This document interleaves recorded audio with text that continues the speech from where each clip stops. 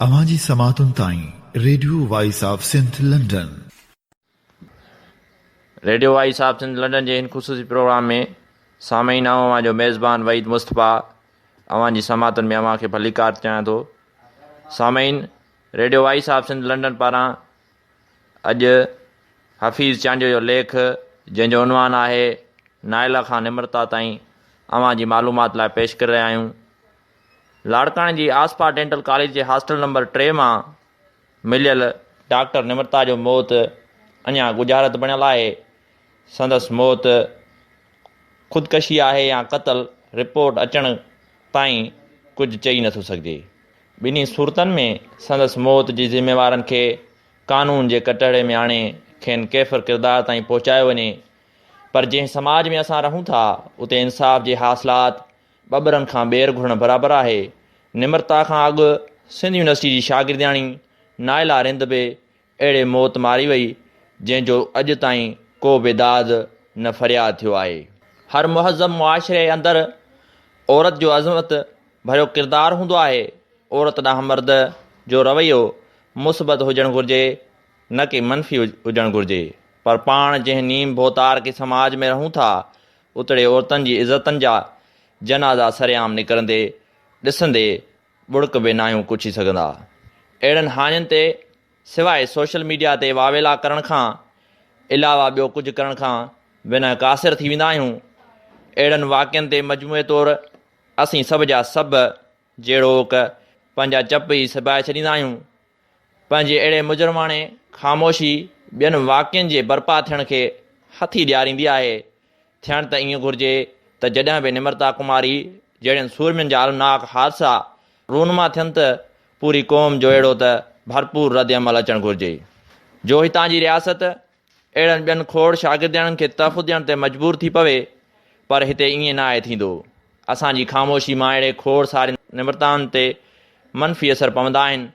संदन ख़ुदि एतमादी ऐं ख़ुददारियत खे कापारी धकु लॻंदो आहे। अहिड़ो कापारी धकु खेनि रूहानी तौरु ज़ख़्मी करे संदन फटनि ते मरहम बदिरां लूण जे बुरके जो कमु ॾींदो आहे।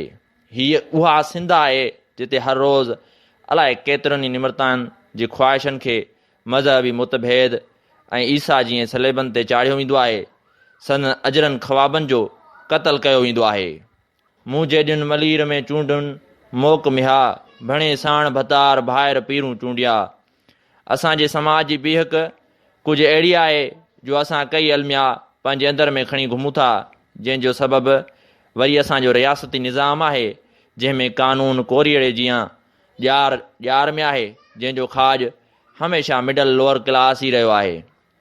बाक़ी अपर क्लास में उन क़िस्म जे मामलनि जो त सोचण ई गुनाह कबीरा सम्झो वेंदो आहे। कंहिं बि इंसान जी ज़िंदगी खां मथे कंहिं तंज़ीम वटि जेकॾहिं वोट जी अहमियत आहे त उहा तंज़ीम ई न आहे, बल्कि हिकु अहिड़ो टोलो जेको तब्दीली जे नाले ते तबाही जो वापारी आहे। जीअं अवां सम्झी रहिया आहियो ईअं बि न आहे। यकीन ॼाणो त आसपा डेंटिकल कॉलेज हुजे या सिंध यूनिवर्सिटी हुजे, उते थींदड़ कंहिं बि संगीन मसइले ते केर बि कंहिंखे बचाए न सघंदो। बाख़बर ज़रियनि आसपा डेंटल कॉलेज जे हॉस्टल नंबर 3 मां हिकु दीवान शागिर्दियाणी जो लाश हथायो आहे जंहिंजे गिचीअ ते तशदुद जा निशान आहिनि।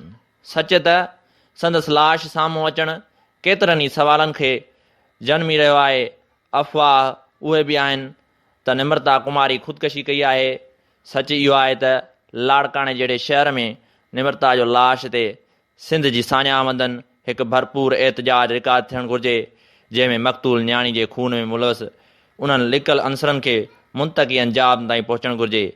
पोइ इहो भली केर बि हुजनि, काल जीअं इहा ख़बर टीवी ते ब्रेक थी त आसिफ डेंटल कॉलेज जी हॉस्टल 3 मां हिकु मेडिकल जी शागिर्दियाणी जो लाश हथायो आहे त ज़हन ते ज़िलज़िले जीअं लोॾा आया, ज़मीर झंझोड़ियो, अंदर मां वॾियूं रड़ियूं निकितियूं। निमरता जंहिंसां पंहिंजो तालुक़ु हिकु सिंधियत वारो हो, संदसि कमल ई विछोड़े ज़हन में तरह तरह सवालनि खे जनमे मूंखे सोचण ते मजबूर थिए कयो। थोरी देरि में सोशल मीडिया तोड़े इलेक्ट्रॉनिक मीडिया ते संदसि तालुक़ु घोटकी ज़िले जे मीरपुर माथिले सां ॿुधायो वियो। सम्झ में नथो अचे त काल घोटकीअ में प्रोफेसर नोतन सां नाहक कयो वियो। हिकु कूड़े बोहतान संदसि जीवन खे बेरंग करे छॾियो। बाख़बर ज़रियनि मुताबिक़ इन मज़हबी छिकताण में हिकु पेड मज़हबी माण्हू मुलवस आहे, जंहिंखे हिकु मख़सूस हदफ़ मिलियल आहे त हू दीवान कम्यूनिटी जे नौजवान नारियुनि खे अगवा कराए, मज़हब मटराए, मुसलमान कराए, पंहिंजनि आकाउनि जी पलीत साज़िशनि खे पाए तकमील पहुचाइण में संदसि ॿांह ॿेली थिए। लाड़काणे जी आसपा डेंटल कॉलेज में डॉक्टर निमृता कुमारी जो तालुक़ बि उन मामले तां ध्यानु हटाइण जी हिकु कड़ी थी सघे थो। जेकॾहिं कानून ऐं आइन बालादस्ती जो क़याम हुजे त हूंदा अहिड़ा कलोर न थियनि। डॉक्टर निमृता कुमारी ऐं सिंध यूनिवर्सिटी में बेगुनाह क़तल कयल नाइला रिंद जे क़तल में बिल्कुलु हिकु जहिड़ाई थी ॾिसिजे। हाणे थियणु ईअं घुरिजे त शहीद बेनज़ीर भुट्टो यूनिवर्सिटी जे पर्व vice chancellor professor Anila Ataur Rahman Soomro बि यकीनन अहिड़े नाहक वारे नवनि खां बाख़बर ज़रूरु हूंदी। आसपा डेंटल कॉलेज में आख़िरी साल में पढ़ंदड़ डॉक्टर निमृता कुमारी जो अलनाक हादसे खे ख़ुदकशी वारे अंदाज़ में पेश करणु माई सिंध जे सान्याहवंदनि खे सम्झणु घुरिजे त हीउ ख़ुदकशी वारो ड्रामो सरासर बेबुनियाद ऐं उन न्याणी पुठियां संदसि केस खे लोढ़ण जी साज़िश खां अलावा ॿियो कुझु बि न आहे। जहिड़ी ॻाल्हि आहे त आउं शहीद बेनज़ीर यूनिवर्सिटी जे इंतिज़ामिया खां हिकिड़ो सुवालु ज़रूरु पुछणु चाहींदुसि त हिन महिल ताईं डॉक्टर निमृता कुमारी जी ख़ुदकशी जा सबबु हू मीडिया जे आॾो छो पेश न आहिनि करे सघिया। ॿ ॾींहं अॻु मेडिकल जी टेस्ट थी गुज़री, जंहिंजी एंट्री टेस्ट में हज़ारे नौजवान छोकिरनि तोड़े छोकिरियुनि बेतौर उम्मीदवार शामिलु थियूं। जेकॾहिं शहीद बेनज़ीर मेडिकल यूनिवर्सिटी एतिरी ख़राबु आहे त पोइ उम्मीदवारनि जो एतिरो अंग हिकु सवालिया निशान ज़रूरु आहे। सिमाजुल महन सां भरियल हुजे उते अकेली शहीद बेनज़ीर भुट्टो मेडिकल यूनिवर्सिटी खे कुली तौरु ख़राबु चइजे त इहो दुरुस्त न थींदो।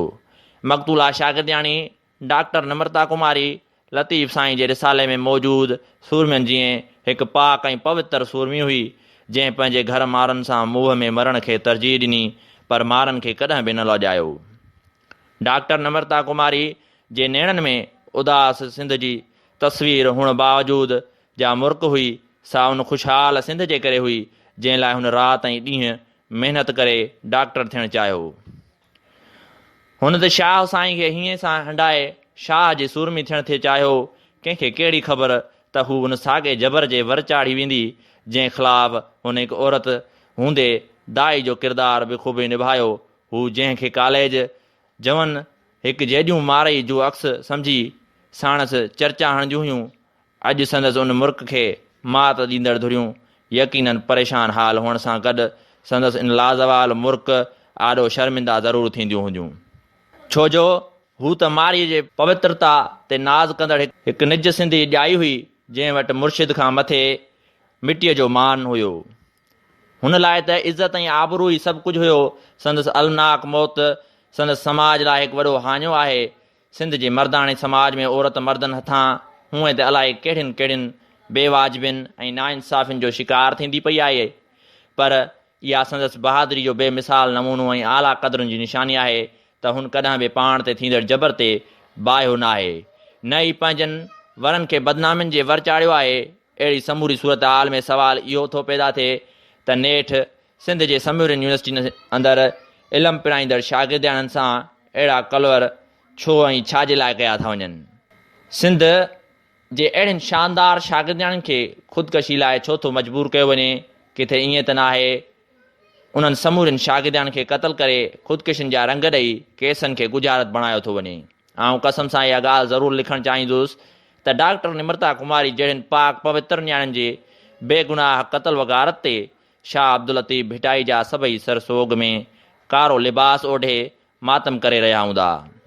अछे कपिड़े में मलबूस डॉक्टर निमृता कुमारी जो सर्द लाश खटोले ते संदसि मिट ऐं अज़ीज़ जॾहिं अग्नि संस्कार लाइ खणण वक़्तु वॾा वॾा पार कढे ज़रूरु रोईंदा हूंदा। भल खणी संदन पारनि जो पड़लाव वक़्त जे हाकमनि जे कंहिं ते न पवे, पर यकीनन संदन पार आसमान सां ॻाल्हियूं करे उन हक़ीक़ी मालिक वटि दांह ॾींदा त अक़लियत जे आड़ में धरती धड़ियुनि सां केॾा केस थी रहिया आहिनि। अॼु हू अबदी निंड सुम्ही चुकी आहे। पढ़ाई दौरान हुन केतिरियूं ई रातियूं उजागा कया हूंदा। मंज़िल जे आरज़ू में हुन केॾी न महिनत कई हूंदी। अफ़सोस अॼु संदसि हड़ई तकलीफ़ूं संदसि वालदीन खे बिना बेकार बासिजी रहियूं आहिनि।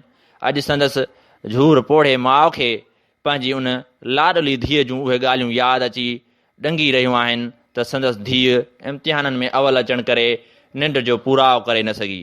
अॼु संदसि उहा माउ पंहिंजे धीअ खे गहरी निंड मां उथारण खां क़ासिर आहे। हाणे ॾिसणो इहो आहे त मक़तूला शागिर्दाणी जा वारस, मिट माइट, सहेलियूं ऐं सिंध जो शऊर हिन मामले ते कीअं पियो सोचे। हक़ीक़त में आसपा डेंटल कॉलेज इंतिज़ामिया पाण खे भल खणी बेॾोह ऐं कसूरवार न बि सम्झे, पर हुन जे हिन क़िस्म जी लापरवाही ऐं बेध्यानी खेसि कसूरवार ऐं ॾोही करार ज़रूरु ॾींदी। छाकाणि त इदारनि अंदरि ईंदड़ ऐं वेंदड़ शागिर्द या शागिर्दाणी या खणी आम माण्हू ते सिक्योरिटी इदारनि जी कड़ी अखि रखणु संदसि ज़िम्मेवारियुनि में शामार हूंदो आहे। मां ईसा त न आहियां जो शहीद थी वियल उन भेण खे ॿीहार ज़िंदा करण ते का कुवत रखंदो हुजां, या वरी जिब्रील जहिड़ा खंभ बि न आहिनि, पर मूं वटि अहसासनि जो अहिड़ो हिकु समुंड आहे जंहिंखे पने ते पलटे अवां पढ़ंदड़नि जे आॾो रखे सघां थो। सिंध ॼाई डॉक्टर निमरता जे ओचितो विछोड़े ते पंहिंजनि अहसासनि जी वंड अवां सां करण जी सघ रखंदे संदसि बेॾोह ऐं पाक पवित्र किरदार ते लिखी संदसि वेरियुनि जी अखियुनि में मिर्चूं विझां जेके समाज जा त गद्दार किरदार आहिनि। पर हाणे ॾिसिजे त कानून जा रखवाला उन्हनि गद्दार किरदारनि खे हिन केस में मुलवस करार ॾियनि था, या वरी साॻियो ई राग अलापियो वेंदो त निमरता खे गहरो मसइलनि परेशान कयो जंहिंजे नतीजे में हुन ख़ुदकशी कई आहे। हाणे ॾिसणो इहो आहे त कानून जा माहिर ऐं रखवाला नेठि हिन हेॾे दुखदायक साने खे कहिड़ी तरफ़ था वठी वञनि। ॾिसिजे त कानून रखवाल बेॾोह हवा जी धीअ सां था बीहनि या माया जे मुंहं में भलिजी केस खे ॿियो रुख ॾेई था छॾनि, या सिंध जी अज़मत जी अलामत बणियल सिंध जे हिन ॼाई खे मारीअ जीअं पाक ऐं पवित्र किरदार तौरु खेसि बेक़सूर थो ॼाणाए ऐं संदसि वकालत कंदे संदसि क़तल में मुलवस माण्हुनि खे कैफ़िर किरदार ताईं पहुचाइनि खेनि मुंतक़ी अंजाम ते पहुचाइण लाइ बेलाज़मी आहे त जीअं सिंध जे कंहिं बि तालीमी इदारे अंदरि ॿीहार किथे अहिड़ो वाक़ियो रूनमा न थिए।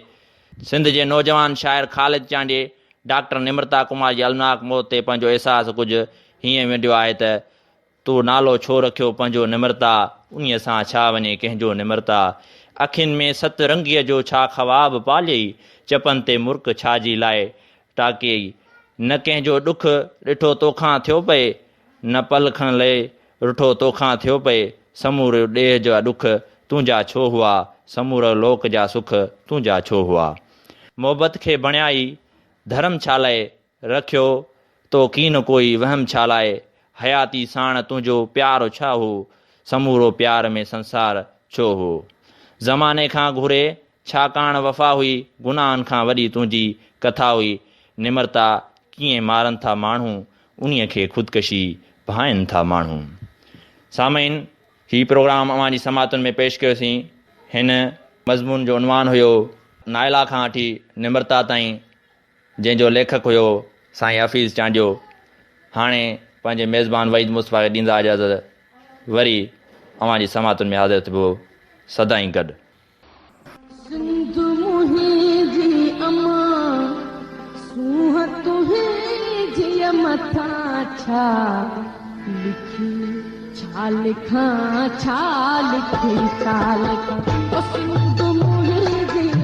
दुनिया जा सिंधियो हिक मुठ थी सिंध बचायो।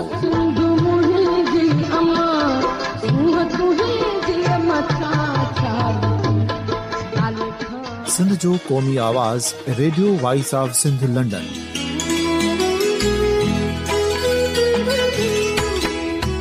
Radio voice of Sindh London पंहिंजी नशरियात में सिंध जी सियासत, समाज, इक़्तिसादियात, तारीख़, क़ौमी उमंगुनि ऐं इख़्लाक़ियात मुतलिक़ सिंध जी हक़ीक़ी तर्जुमानी कंदे प्रोग्रामनि खे असराइतो बणाइण लाइ सिंध जे घण घुरनि ऐं धरतीअ सां प्यार कंदड़ अदीबनि, दानिशवरनि, सहाफ़ियुनि, उस्तादनि, वकीलनि ऐं हर तबिके जे मानवारनि सजणनि खे सिंध में शऊरी इनकलाब लाइ सहकार जो सॾु ॾियूं था। अचो त गॾिजी सूफ़ियुनि ऐं संतनि वारी सिंध जो ओज हिकु मुठ थी वरी वापसि आणण वारे सफ़र जा साथारी बणिजऊं।